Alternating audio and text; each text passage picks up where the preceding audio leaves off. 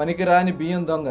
ఈ రాష్ట్రంలో పేదవాడికి పెట్టే బియ్యాన్ని కూడా కొట్టేసి 8,000 క్వింటాల బస్తాల బియ్యం కొట్టేసిన పేరు నాని నిన్న మాట్లాడుతాడు. రప్ప కాదు, కన్ను గీటి లేపేయాలి. ఎక్కడ పోతా ఉంది ప్రజాస్వామ్యం? ఏం చేయాలి ఇలాంటి నాయకుల్ని?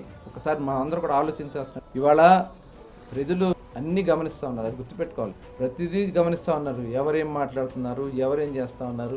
ఇవాళ రెచ్చగొట్టే కార్యక్రమాలు చేస్తే డెఫినెట్గా ఇది క్రిమినల్ కేసులు కట్టాల్సిందే, కట్టి తీరుతాం.